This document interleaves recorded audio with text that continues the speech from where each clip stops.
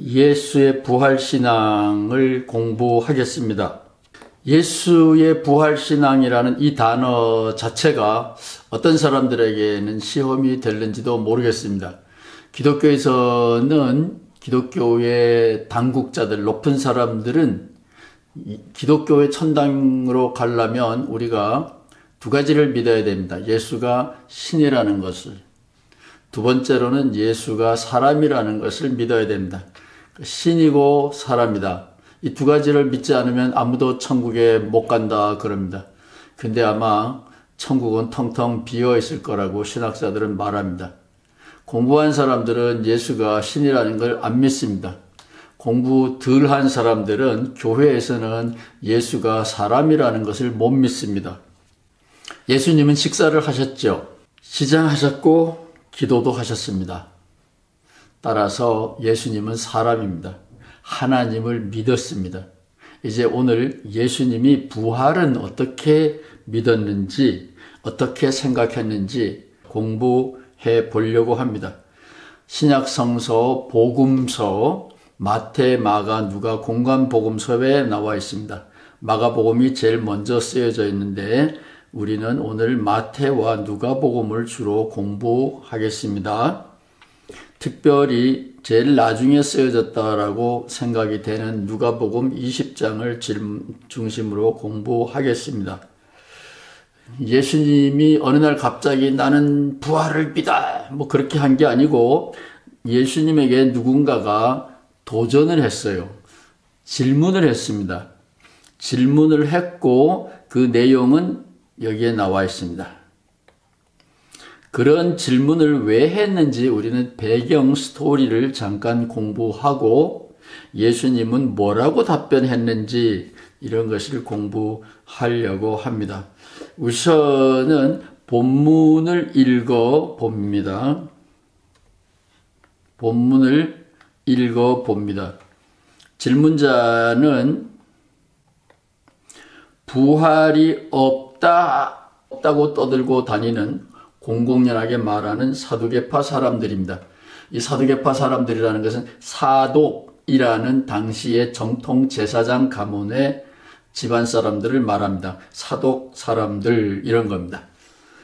이 사독 사람들은 제사장이었거나 아니면은 성경을 열심히 공부하는 학자들이었습니다. 그래서 그들을 서기관이라고도 하고 율법 교사라고도 하지요. 율법이라는 것은 세상 법을 말하는 것이 아니라 모세오경을 말하는 겁니다. 따라서 사두개인들은 제사장 그룹이요 율법 학자들입니다.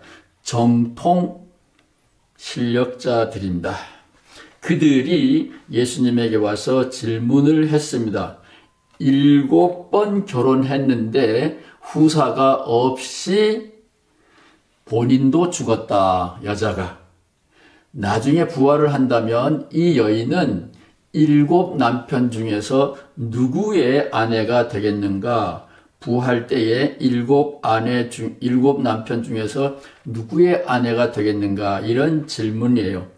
즉, 사두개인들과 반대파에 속해 있는 계급은 중산층이라고 할 수 있는 신흥 계급들이 있는데 그 사람들이 바리새인들이라 그럽니다.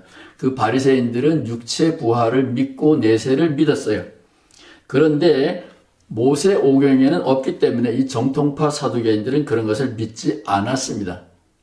왜냐하면 육체 부활이 생기면 혼란을 금할 길이 없고 식량 문제 심각하고 주택 문제 심각하겠죠. 따라서 전쟁이 일어나겠죠. 복잡합니다. 육체 부활을 믿는다는 것은. 그래서 그 예로 결혼을 7번 한 여인은 누구의 아내가 되겠는가? 이것이 마태, 마가, 누가 공이 나와 있는 사두개인들의 질문입니다. 그 질문에 대한 배경도 잠깐 공부를 하겠습니다. 이 질문에 답하기 전에 그 질문이 도대체 어떤 배경에서 나왔는지 어느 날 갑자기 사두개인들이 만들어가지고 예를 들면 이런 일은 어떻게 됩니까? 이런 가상의 스토리로 예수님에게 온 것이 아니고 이 당시에는 이미 잘 알려진 민간 전설, 민담 이런 정도의 이야기라고 할 수 있습니다. 토비서 3장 6절 죽는 것이 오히려 낫겠습니다. 이렇게 기도하는 토비트의 이야기가 있습니다.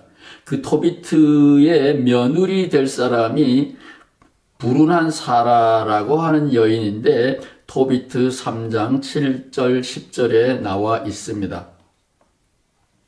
토비트라고 하는 것은 캐톨릭 성경입니다. 이거는 우리 개신교 성경이고요. 이것은 캐톨릭 성경입니다. 공동번역 성서인데 요 밑에 보면 캐톨릭용이라고 그랬습니다. 여기는 우리가 외경이라고 성경이 표준이 아니라고 치부하는 외경이 들어있는데 그 외경 첫 번째 책이 바로 이 토비서라고 하는 겁니다. 토비트 3장.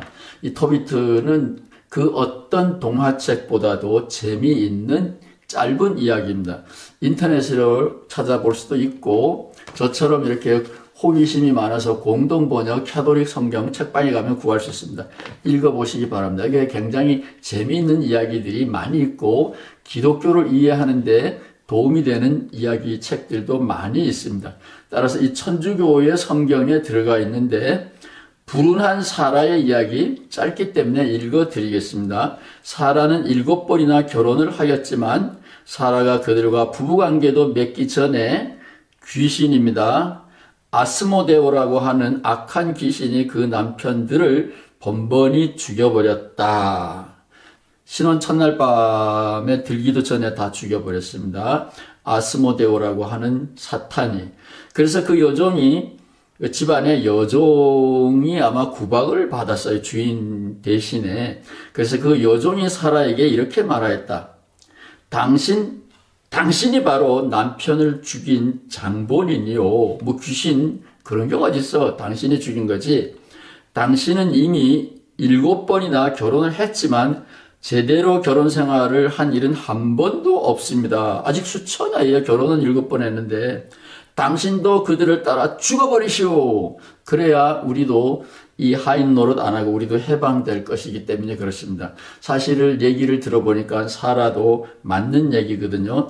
그래서 토비트 3장 10절 그날 사라는 마음이 몹시 슬퍼서 눈물을 흘리며 자기 아버지 집 2층으로 올라가 목을 매려고 생각하였다. 그런데 내가 죽으면 홀로 되신 우리 아버지는 구설수에 올라서 우리 아버지가 얼마나 더 비참하게 최후를 맞이할까 걱정하다가 결국 그것도 못하고 우물쭈물하고 있는데 하나님이 뒤늦게 개입하셔서 토비트의 며느리가 돼서 행복하게 살았다라는 신앙을 지키면 마침내 복이 온다라는 아름다운 이야기가 토비트예요. 토비트는 예수님 오시기에 150년, 200년 전의 이야기인데 예수님의 이야기 요한복음 4장에도 토비트서와 비슷한 토비트의 사라와 비슷한 이야기가 나오고 있습니다. 여기에는 여인의 이름이 등장하지 않는데 이 여인은 토비트의 사라와는 달리 유대인 혼혈족입니다. 그래서 이방인 취급받고 있는 멸시천대받고 있는 사마리아 여인인데 예수님은 대낮에 공개적으로 이게 금지된 건데 지금 예수님이 대낮에 물 좀 달라고 핑계대면서 사마리아 여인에게 접근을 했습니다. 그래서 두 분은 얘기가 잘 돼가지고 생명의 물이 있다는 것을 알게 됐어요. 수가성의 우물물, 사마리아 성에 있는 동네에 있는 수가성의 우물물은 계속 물 기르러 와야 되는데 예수님이 어떤 물은 한 번 먹으면 영원히 목마르지 않는다. 호기심이 당기죠. 그래서 그 물 좀 주세요. 그러니까 너 혼자 먹고 잘 살려고? 안 되지. 네 남편을 불러와라. 이렇게 말하게 됐고 이 사마리아 여인은 남편을 빨리 불러왔으면 좋은데 정직하게 말하고 있습니다. 남편이 없어요. 너 지금 같이 사는 남자 있잖아. 그 남자 말이야. 사마리아 여인이 말합니다. 결혼을 5번 했지만 다 실패했고 지금 살고 있는 동거남은 남편이 아닙니다. 예수님은 그것도 다 꿰뚫어 보셨어요. 알아, 너에게는 남편이 없지. 그래서 이 사마리아 여인은 예수님이 영안이 있다라는 것을 알고 당신은 메시아입니다, 이렇게 고백하게 됐다. 뭐 이런 이야기인데, 제 이야기는 배경 스토리는 만들어낸 것이 아니라 그 주변에서 돌아다니는 대부분의 사람들이 잘 알고 있는 불행한 여인의 이야기다라는 거예요. 누구의 아내가 되겠습니까? 그러니까 예수님이 이 멍청이들아, 성경도 하나님의 능력도 모르는 천치들아, 너희들은 하나님의 능력도, 성경, 여기서는 모세오경입니다. 성경도 오해하고 있구나. 마가복음에도 마태복음에도 그렇게 되어 있는데 누가복음에는 안 나오는 이야기입니다.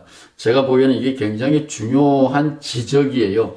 당시 유대인 지도자들, 사두개인들을 향하여 너희들은 성경 전문가라고 알기는 뭘 알아? 너희들이 하나님 믿는다고 하나님의 능력 뭐 알아? 그런 건데, 저는 오늘날 기독교 지도자들을 향하여 똑같은 얘기 하고 싶어요.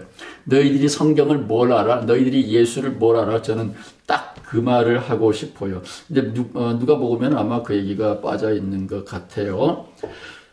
그러면서 예수님이 성경 박사님들 앞에서 당신이 직접 성경을 풀어가지고 구약 성경에 부활 이야기가 있다. 이건 좀 우격다짐인데 어쨌든 예수님이 그렇게 성경을 풀이하셨으니까 우리는 알아야 될 의무가 있지요. 누가복음 20장 37절인데 공개 번역, 공동개역 캐톨릭 번역입니다. 모세도 가시덤불 이야기에서 주님을 가리켜, 여기 주님은 여호와입니다. 주님을 가리켜 아브라함의 하나님, 이삭의 하나님, 야곱의 하나님이라고 불렀다. 이것으로서 모세는 죽은 자들이 다시 살아난다는 것을 분명히 보여주었다. 여러분이 가지고 있는 성경에는 예수님이 얼마나 강력하게 모세를 인용했는지 설명이 잘 안 나와요. 실제로 찾아보세요. 누가복음 20장 37절. 그러나 원문에 의하면 공동번역 캐톨릭 성경과 캐톨릭 성경 개정판이 분명하게 번역을 했습니다. 그래서 캐톨릭 번역을 좀 보는 것은 도움이 돼요. 목사님들은 꼭 보시기 바랍니다. 모세가 증명을 했다는 거예요. 너희들 사두개인들, 너희들 모세 전문가라고, 모세오경은 모세가 썼다 그러죠. 모세 전문가라고? 야, 웃기지 마. 모세가 출애굽기 3장에서 증명을 했어. 부활이 있다라는 것을. 사두개인들이 깜짝 놀래가지고 다 풍비박산, 혼비백산 달아났다. 그런 이야기입니다. 그러면 내용은 뭐냐? 누가복음에서는 모세가 하나님을 향하여 당신은 아브라함의 하나님입니다, 이렇게 말을 했고, 그래서 모세가 증명했다 이런 거예요. 근데 증명했다는 말이 마가복음이나 마태복음에는 없어요. 거기에는 좀 달라요. 거기에는 하나님이 나타나가지고 하나님이 자기를 소개하는 거예요. 떨기나무가 불이 붙은 것 같은데 연기가 안 나요.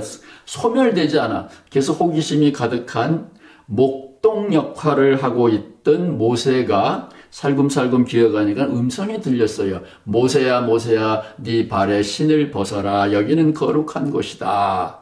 누구예요? 도둑놈이세요? 음성이 들려왔습니다.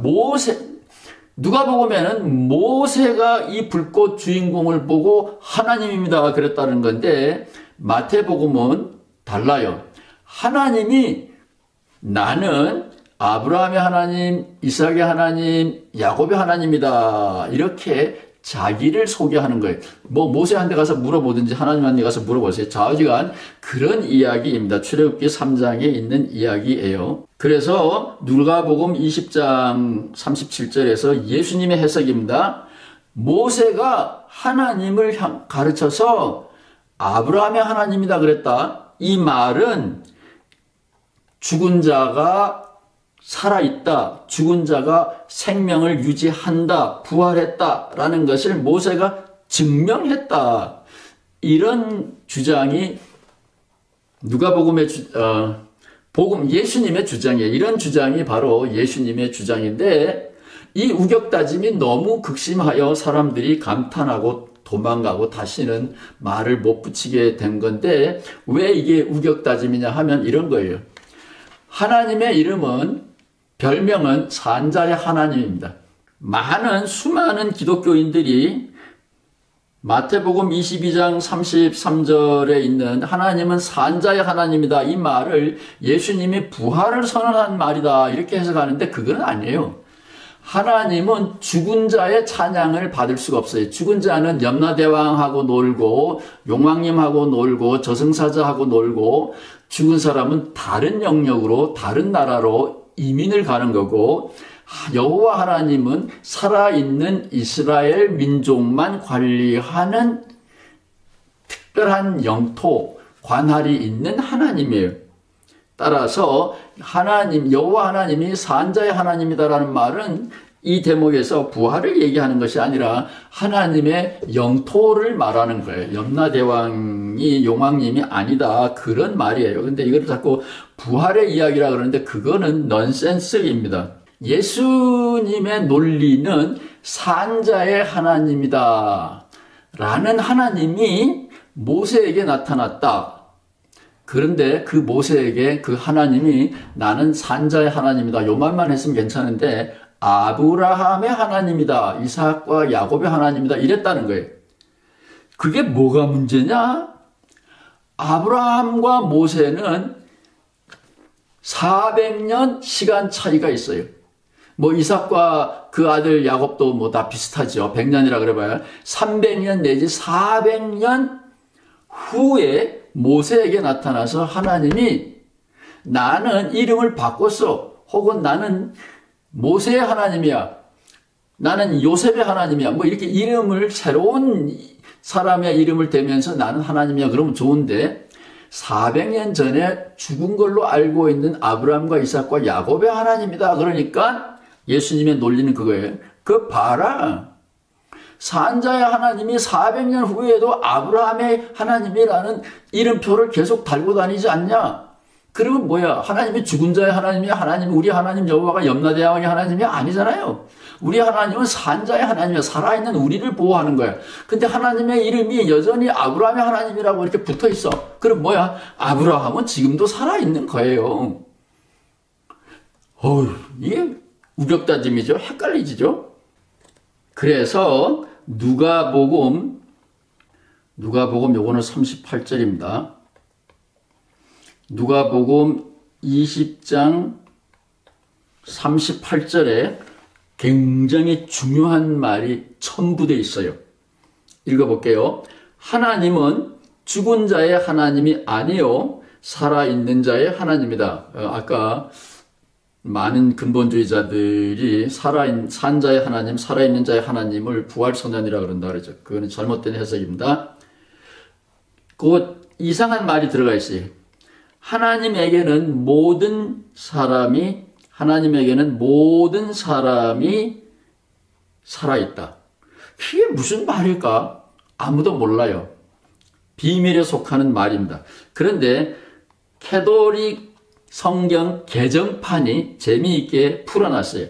하나님 앞에 있는 사람들은 모두 하나님 보시기에 하나님과의 관계에 있어서는 모두 살아있다. 죽은 사람도 하나님과의 관계에 있어서는 하나님의 시야에서는 과정신학에 의하면 하나님의 기억 속에서는 모두가 살아있다. 이렇게 읽을 수가 있습니다. 이게 성경이 그런 거예요. 따라서 죽은 자의 육체 부활 그런 얘기는 전혀 아닙니다. 아브라함과 이삭과 야곱이 무덤에서 살아났다. 그런 이야기는 유대인 역사에도 성경에도 없는 이야기예요. 아브라함의 하나님이 400년 후에 모세에게 나타나서 나는 살아있는 하나님이다. 아브라함의 하나님이다. 그래서 예수님은 그 논리로 하나님과의 관계에 있어서는 모든 사람이 합당한 사람이 모두 살아있다. 그런 말입니다. 예수님의 해석이에요. 사두개파와 바리새파 사람들의 차이가 있습니다. 부활에 관하여. 바리새파 사람들 중에 바리새파가 바울이고, 바울은 예수님의 육체 부활, 영적인 육체, 애매모호한 표현이죠. 영적인 육체 부활을 바울은 주장을 했습니다. 그래서 바리새파 사람들은 육체 부활을 믿고, 사두개파는 모세오경에 부활 이야기가 없기 때문에 부활을 부정했습니다. 사두개파의 해석이 옳은 거죠. 바리새파 사람들은 깨끗하다라는 의미도 있지만 외세, 페르샤, 자라투스트라, 조로아스터의 사상을 받아들이는 외세를 좋아하는 페르시아 계통의 사람들이다. 그래서 별명이 바리새파 사람들이다. 이렇게 불렀다라는 설이 있어요. 저는 이 후자의 설이 맞다고 봐요. 옛날에는 바리새파 사람들은 정결파, 깨끗하게 손 씻고 남이 보는 데서 막 손 씻고 코로나는 안 걸리겠네. 뭐 그런 사람들 정결파라고 이해했는데 요즘 학자들은 바리새파 사람들은 부활과 종말에 대해서 페르시아 생각을 받아들였기 때문에 페르시 뭐 이런 별명이 붙었다라고 보는데 그게 맞을 거예요. 그래서 육체 부활이 있다라는 바리새파 사람들과 부활은 없다. 육체 부활은 왜냐하면 7번 결혼한 여인이 누구하고 살으란 말이냐? 모세오경에는 그런 이야기는 없다. 창세기도 보면 아브라함은 잘 편안하게 죽겠다. 여기까지만 돼 있지 죽은 다음에 이야기는 모세오경에도 없다. 이 사두개파의 이야기는 정통파의 이야기예요. 그러면은 예수님은 누구 편을 들었나?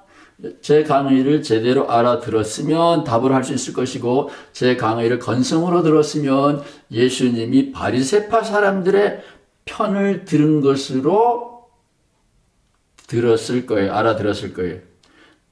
그런데 예수님은 어느 편도 안 들었습니다. 사두개파는 사람은 죽으면 끝이다라는 거고 바리새파 사람들은 사람은 죽었다가 육체로 다시 태어난다. 자세한 건 모르지만 육체 부활을 믿었습니다. 죽은 다음에 부활을 말하는 겁니다. 지금. 그런데 예수님은 어느 편이냐? 딜레마를 빠져나가는 거죠. 시어머니와 며느리가 심각하게 싸움이 붙어서 가정이 집안이 깨지고 재산이 파탄날 위기에 있다. 아들은 누구 편을 들까요? 며느리 자기 부인 편을 들까요? 시어머니 자기 어머니 편을 들까요?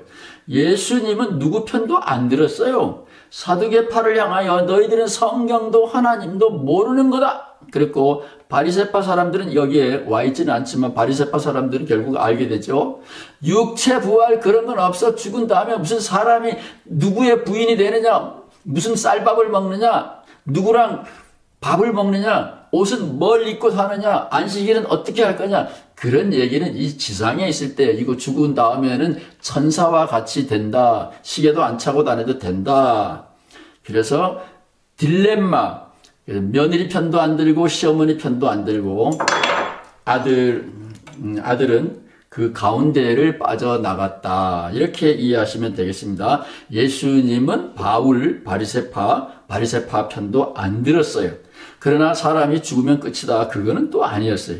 이제 예수님의 부활신앙을 정리하기 전에 학자들의 생각을 잠깐만 보여드리겠어요. 논리적인 비약이 많지요. 모세가 이미 구약성서에서 아브라함과 이삭과 야곱이 부활했다고 써놨다라는 출애굽기 3장에서 써놨다라는 예수님의 이야기는 비약이 좀 심해요. 그래서 성서학자들이라는 거는 이 오복음서 이 예수쌤이나 학파들을 말합니다. 이 사람들은 예수님의 이야기에는 빨간 거, 예수님의 이야기가 살짝 물들었으면 핑크색, 예수님의 이야기는 아니야. 글쎄, 뭐 이런 거는 회색. 이거는 남들도 다 할 수 있는 매갈이 없는 이야기예요. 이런 건 까만 거. 이렇게 했는데 마태복음이나 누가복음이나 마가복음에 나와 있는 예수님의 부활 이야기는 학자들이 이렇게 회색을 칠해놨어요. 그 무슨 얘기냐 하면 이거는 1번 예수님 스타일이 아니다. 왜냐하면 이건 학자들이 논쟁을 하는 건데 이런 학자들의 논쟁은 예수님 세상 떠나고 150년, 170년 후에 AD 200년쯤에 가서나 유대인들 사이에 내부에 학자들이 심각하게 토론했다라는 게 문서로 발견이 됐어요. 따라서 예수님 당시에는 이런 아카데믹한 심각한 논쟁이 있었다. 그거는 믿기 어렵다라는 거예요. 기독교적인 독특한 메시지가 없기 때문에 모세가 부활을 선언했다라고 하는 이야기도 이거는 예수님 스타일이 아니다.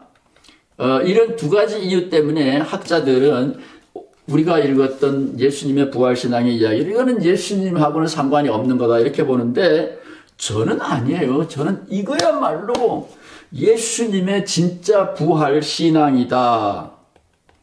예수님의 신앙 고백이다. 저 미쳤죠? 성경에 있는데 이 부활, 예수님이 부활을 이렇게 믿었다고 고백을 했다. 이러면은 제가 미쳤나요? 여러분들은 저 사람 미쳤냐? 그러죠? 참. 성경에 있는 대로 믿으면 교회에서 쫓겨난다니까요. 요즘 우리들 주변에는 성경대로 믿는 사람들, 뭐 그런 사람들도 있어요. 그런 단체도 있는데 그 사람들은 이 오늘 읽은 우리들의 본문, 예수님의 부활신앙 본문을 어떻게 이해하는지 가서 들어보세요. 그 사람들 순 엉터리라고요. 아브라함과 이삭과 야곱이 이미 부활했다. 왜냐하면 저는 이 문구가 중요하다고 봐요. 하나님 앞에 있는 사람들은 언제나 모두 살아있다. 보네퍼라는 사람이 1945년 히틀러보다 몇 달 앞서서 세상을 떠났는데 히틀러 사람을 잡아 죽이는 전쟁의 광인 히틀러를 죽이려고 그러는데 실패했기 때문에 감옥에서 하나님 없이 하나님 앞에라는 유명한 화두, 경구 같은 말을 남기고 세상을 떠났죠. 하나님 없이 했을 때 요 하나님은 모세의 하나님, 기적을 일으키는 복덕방맹이의 하나님입니다. 하나님 앞에는 뭐냐? 누가복음 20장이나 마태복음 22장에 나와 있는 예수님이 선언한 영원한 사람들을 말합니다. 하나님 앞에는 하나님과의 관계에 있어서는 영원히 사는 사람들, 이 세상의 어떤 고난도, 죽음도, 수치도, 치욕도, 아픔도 하나님과 나 사이의 관계를 깨어버릴 수 없는, 파괴해버릴 수 없는 하나님 앞에 사는 사람들, 예수님은 아브라함과 이삭과 야곱이 그렇게 살았다고 믿는 거예요. 그래서 예수님도 지금 당신이 가는 이 고난의 길을 피해가게 하는 능력의 하나님은 안 계세요. 그러나 하나님을 기쁘게 하려면, 하나님을 영화롭게 하려면, 내가 인간의 품위를 지키려면, 내가 사람으로 살다가 가려면 어떻게 해야 되는지 말씀해주는 하나님은 늘 내 앞에 있습니다. 하나님, 기적을 일으키는 하나님, 나를 도와주는 하나님은 안 계세요. 그러나 말씀으로 지혜로 늘 나와 함께 있고 나를 앞서 가시는 하나님은 있습니다. 그래서 나는 하나님 앞에서 산다 이거예요. 보네퍼가 그런 화두를 남기고 갔는데 보네퍼는 윤리학자이기 때문에 조직신학자도 성서학자도 아니에요. 그러나 저는 조직신학자인데 성서를 할 수 없이 자꾸만 보게 되는데 특별히 부활과 관계돼서 보면 보입니다. 보네퍼가 생각했던 그 하나님 없이 하나님 앞에, 그것은 약 2000년 전에, 예수님은 AD 30년에 세상을 떠났다고 볼 수 있어요. 약 2000년 전에 세상을 떠난 예수님께서 이미 하나님 없이 하나님 앞에 살다가 갔어요. 부활을 믿습니까? 누구의 부활을 믿습니까? 이렇게 물어야 되고, 부활을 믿습니까? 어떻게 살다가 갈 겁니까? 예, 저는 부활을 믿습니다. 예수님처럼 믿습니다. 어떻게 살다가 갈 거예요? 이 세상에서 고난과 슬픔, 아픔, 치욕 피할 수가 없지만 늘 하나님의 말씀을 따라서 하나님을 기쁘게 하는 삶을 살다가 갈 겁니다. 그러면 하나님의 눈에는, 하나님의 기억에는, 하나님과의 관계에 있어서는 죽지 않고 영원히 사는 겁니다. 이것이 예수님의 부활 신앙입니다. 예수님도 믿음의 사람이었어요. 예수님이 아브라함의 하나님을 존경하고 아브라함의 하나님을 믿었듯이 저는 예수의 하나님을 믿습니다. 교회의 하나님을 믿는 게 아니에요. 저는 예수의 하나님을 믿습니다. 예수님은 아브라함의 하나님을 믿었죠. 저는 예수의 하나님을 믿습니다. 아멘. 다음 시간에는 제가 어떻게 부활을 체험하려고 하는지 저의 이야기를 끝으로 부활 이야기를 마치겠습니다. 감사합니다.